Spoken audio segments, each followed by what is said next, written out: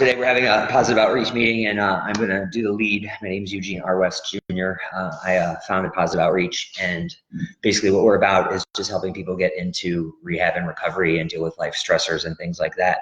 So basically I'm going to tell my story and how I got to where I'm at. It's been 3 years of being sober. Well, we're closing in on 3 years right now, so props to me, yay. Basically what happened, I had my heart broken. It's where we started in 2009, roughly.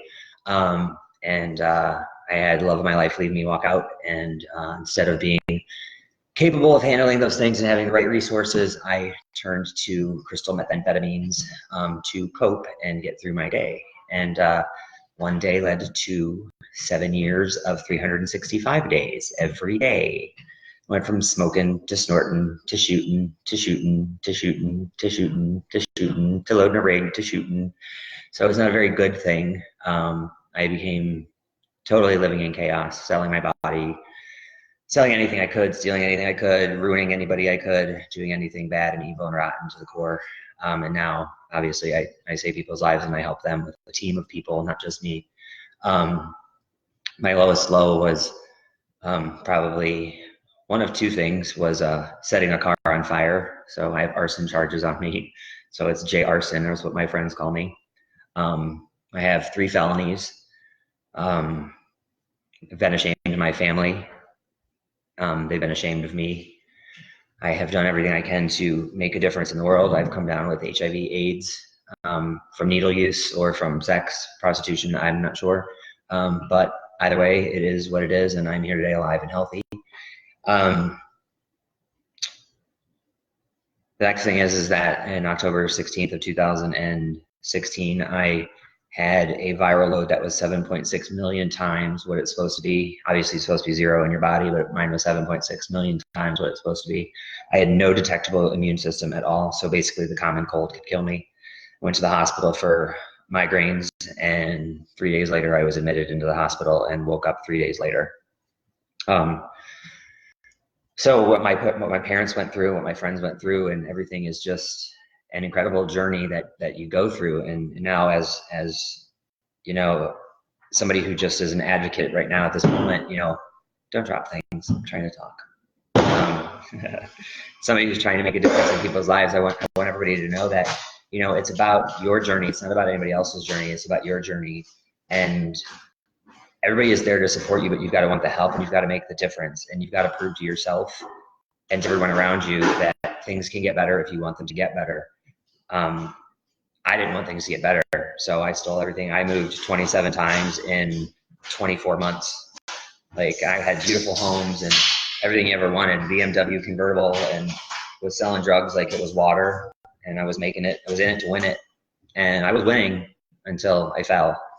And whoever's listening to this, you will fall. I promise you that. You will hurt your family. You will lose this battle.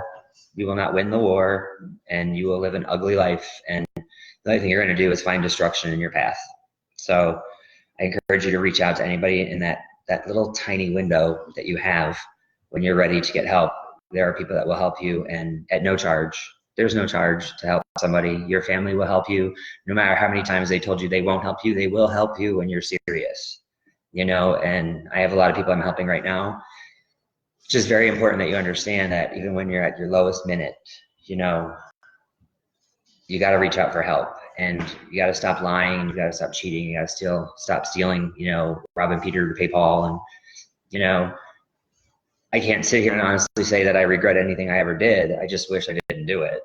You know, I wish that I had a healthy life, and I wish that I didn't have the consequences that I have. So, you know, not everybody that's in the room, you know, I'm not ashamed for 1 second what I did, you know, but I wish I could take it back, because I see the harm and hurt that it caused my family.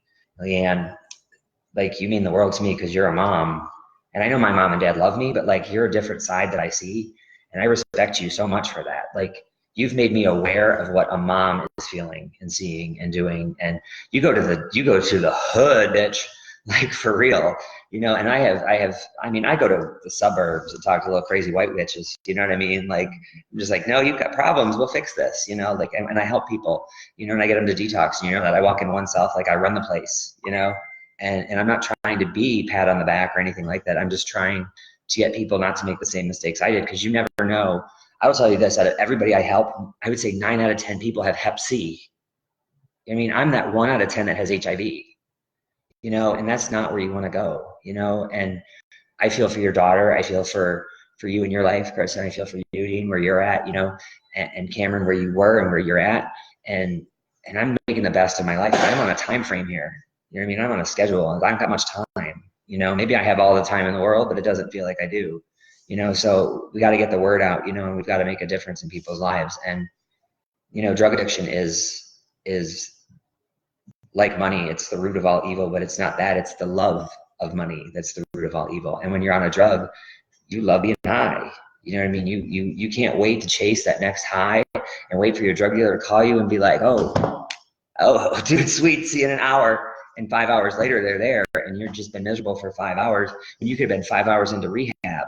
You could have been 5 hours better than what you were. Instead, you're sitting there in grief and chaos and, all kinds of chemically fucked up in the head. And it's not about a 12-step program. It's not about being holistic or spiritual. It's not about, anything more than whatever journey you need to be on is the journey you need to be on. Like, that's what's important. Whatever you need, people will help you find your way and your path. And that's what the message is that I have to tell people. And, Leanne is a strong individual, and everybody's watching her video like it's crazy, like it's internet porn or something. And I'm so happy for her because her message is so strong, and not too many parents can talk open lib about what they've gone through. And for her and her daughter to be able to be at that place now, finally, that you can speak of it is amazing. And my parents will someday, and my parents go right behind me after I talk to someone and be like, that's my son, which is really cool. But it's also shaming, because I wish that they didn't have to do that. And I wish that my life were different, but I'm making my family proud, and I'm making a difference in the community, and I'm making a difference in the world on a large platform very quickly, very, very quickly. And I know that your struggle is real as an addict, and I know that. And I couldn't sit here right now and say I'm a shake right now. Like, I can't even say that I'm an addict. Like, I can't say those words because I'm not an addict anymore. I've recovered. I've gotten past that. Am I always going to be an addict? Yeah, probably. But I'm also not going to hold myself to who I was 5 years ago or 10 years ago. And my heart was broken, and I healed it the wrong way, and I fixed myself, and I damaged myself permanently. And now I'm here, and I don't look my age, and I'm definitely more vibrant than I've ever been in my life. And so the consequences are giving me retribution, and I'm not, doing anything but trying to help everybody make a difference, on every level possible. So, all I can do is encourage anybody out there that needs help to know that wherever you are, I have been to a worse place than you. And I've gotten out of hell at least 7 times, at least 8 times. I've been locked in a trap house where people have taken the key fob to the alarm to the house off my keys in the middle of the night when I'm doped out, and I couldn't get out of the house without the alarms going off.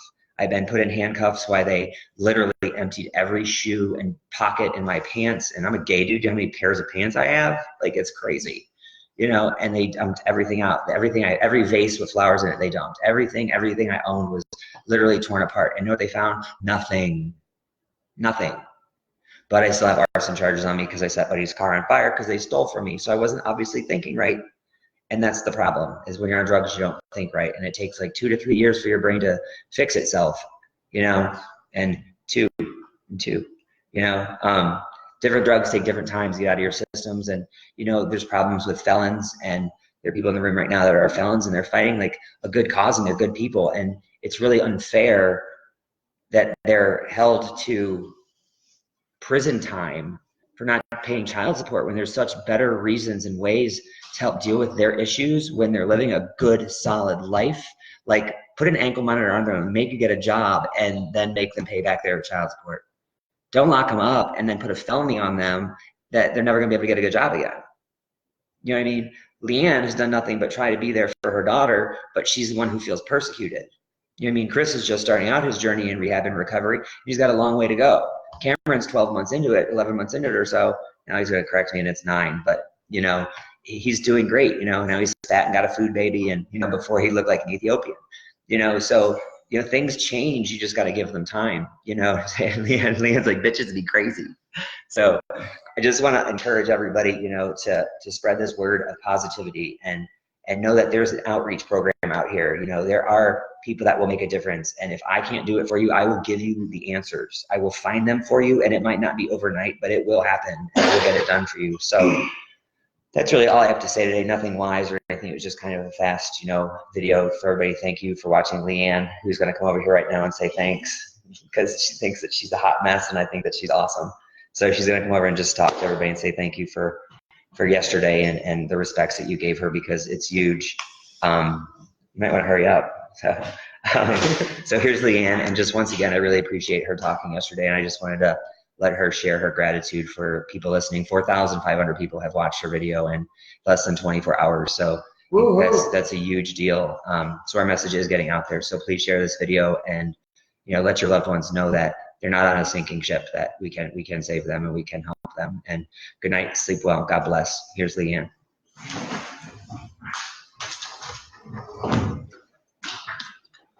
Hey everybody, like JR just said, I really want to thank you guys for taking the time to watch the video from last night's meeting. And again, you know, shout out to Positive Outreach and to Tiff and Top for actually being strong enough to be able to put that out there. It's not about watching Leanne, it's about other parents knowing that there's somebody else out there that's been through the stuff that they've been through and can relate, because it's a very lonely place when somebody that you love and care for is an addict. And I just really appreciate you guys sharing that and getting the message out there, and hopefully we can, if we can save one person, then that was well worth it. So again, thank you very much, you guys, and God bless you all.